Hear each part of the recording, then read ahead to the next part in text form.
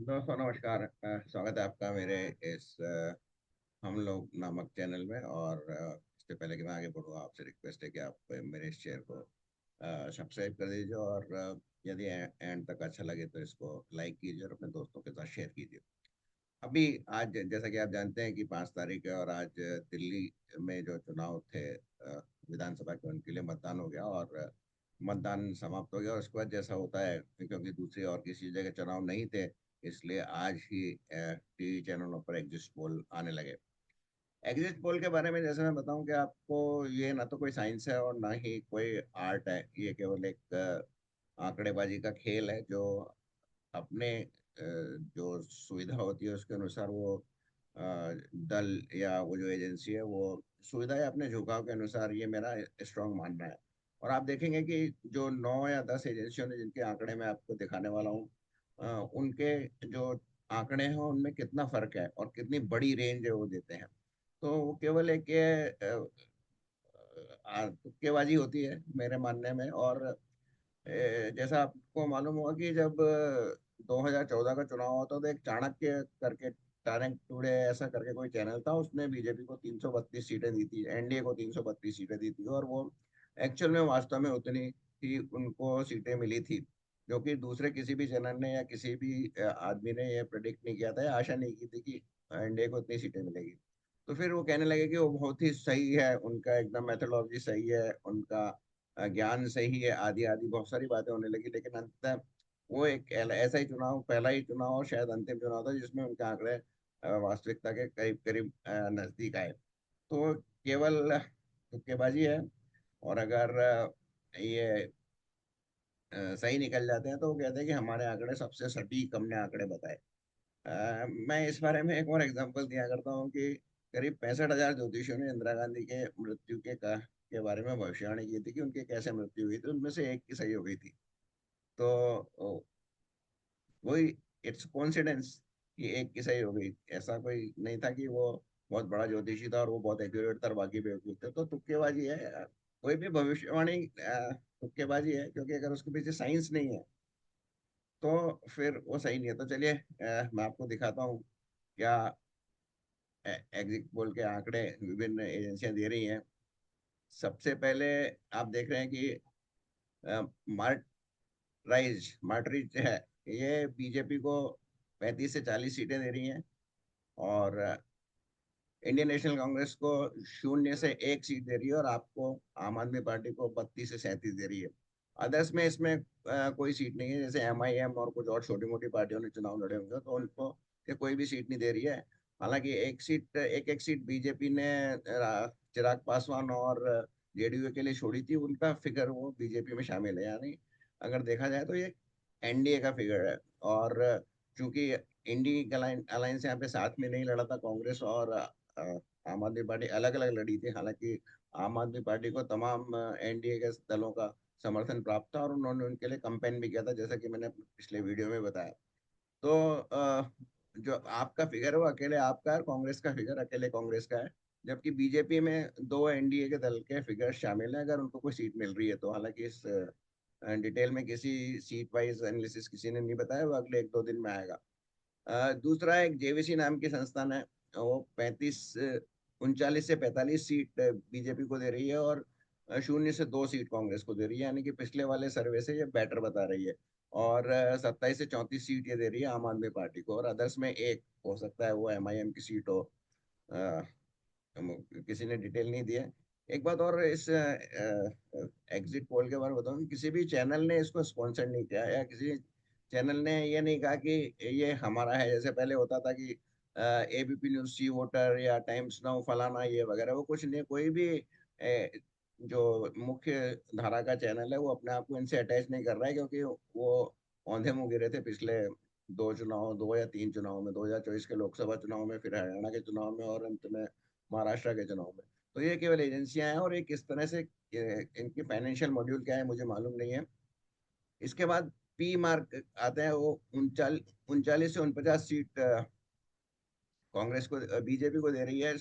0 से 1 सीट दिल्ली में कांग्रेस को दे रही है, और 21 से 31 सीट आम आदमी पार्टी को दे रही है। फिर पीपुल्स इंसाइट वो 40 से 44 सीट बीजेपी को दे रहा है, कांग्रेस को वही लगभग 1 सीट, और 25 से 29 सीट आम आदमी पार्टी को। फिर पीपुल्स पल्स है, ये सबसे ज्यादा बीजेपी को सीट दे रही है, 51 से 60। हाँ, देखिए लेकिन इसका मार्जिन देखिए 10 सीट का है। 51 से 60 यानी 9 सीट का डिफरेंस है मैक्सिमम मिनिमम में। और ये शून्य कांग्रेस को दे रही है, और 10 और 19 इसका आंकड़ा है आम आदमी पार्टी के लिए, यानी यहाँ भी 9 का मार्जिन लिया है इन्होंने। इसके बाद चाणक्य स्ट्रेटेजीज, ये शायद ये वो चाणक्य नहीं है जो पहले 2014 की जिसका मैंने जिक्र किया।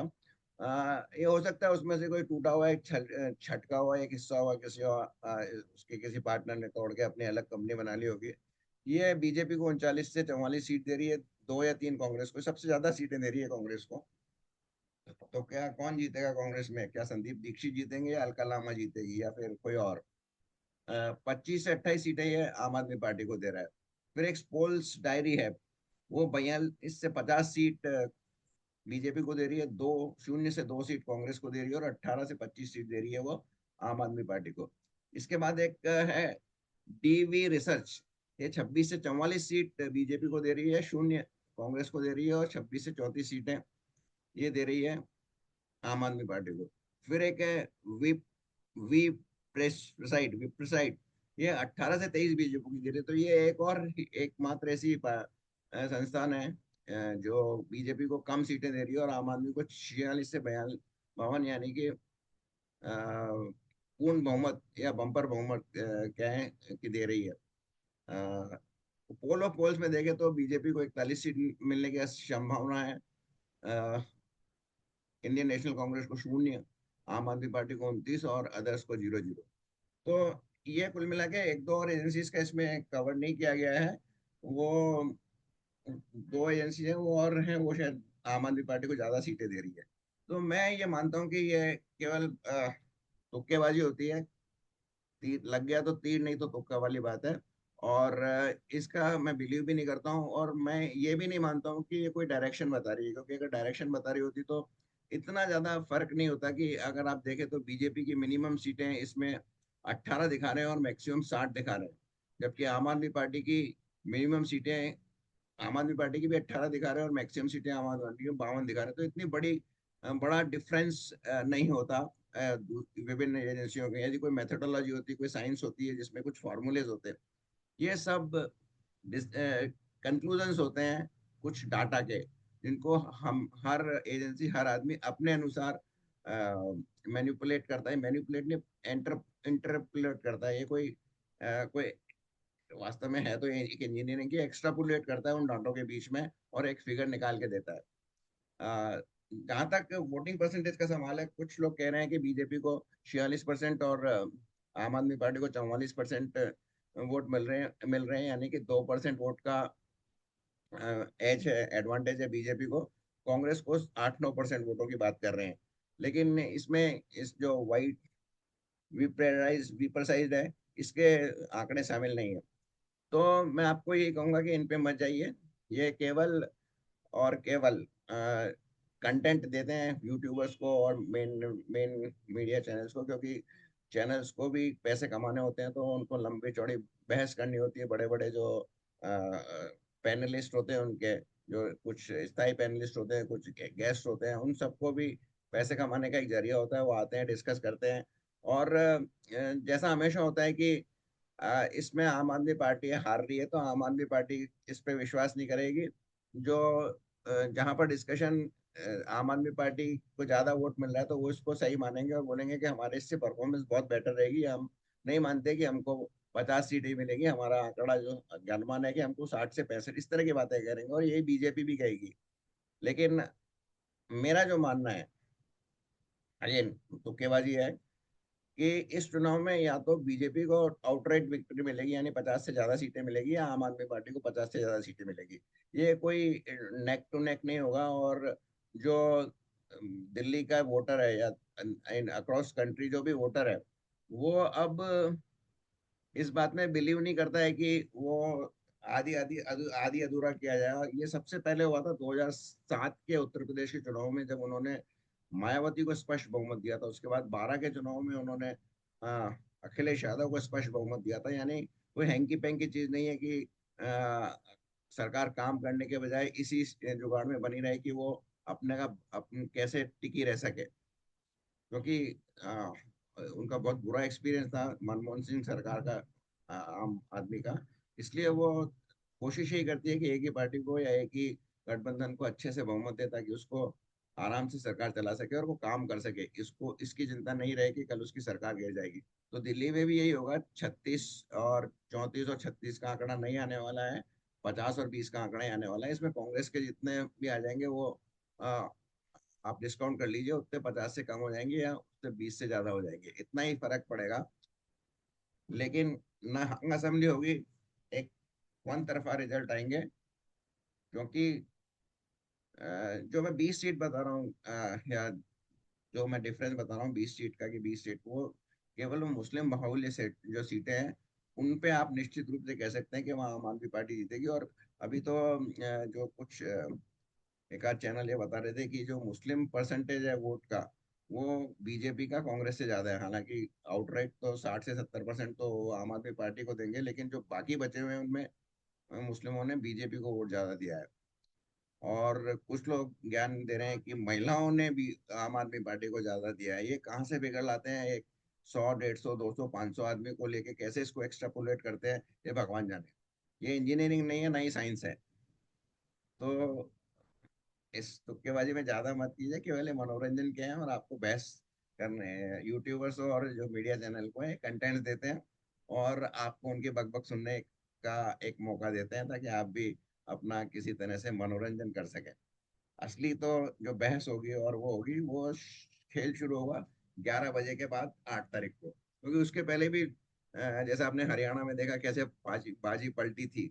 और इसके पहले मेरे ख्याल से एक बार गुजरात में था, जब कांग्रेस बहुत खुशी मना रही थी कि वो जीत गई और फिर अंततः हार गई। तो 11 बजे के बाद में आपको पिक्चर सही होगा। और उस समय भी कोई भी एजेंसी, मैं फिर रिपीट करता हूँ, कोई भी एजेंसी 11 साढ़े 12 बजे तक भी exactly number of seats की घोषणा की अ, अनुमान नहीं लगा सकती। वो केवल वेट करते हैं कि इतना होगा उतना होगा, डेफिनेटली वोट भी नहीं बता सकते। तो जब इतने वोटों की गिनती हो गई, इतना काफी कुछ पिक्चर क्लियर हो गया, तब भी वो इस पोजीशन में नहीं होते हैं कि एग्जैक्ट नंबर ऑफ सीट्स की अनुमान लगा सके। तो वो ऐसे दो चार आदमियों को उनके केवल कहने से एग्जैक्टली उसने वोट कहाँ डाला है पता नहीं। तो ये मेरा मानना है। अगर आपको अच्छा लगे तो मेरे चैनल को लाइक कीजिए और शेयर कीजिए दोस्तों के साथ। और फिर किसी और विषय के साथ अगले एपिसोड में फिर हम मिलेंगे। तब तक के लिए नमस्कार। जय श्री राम।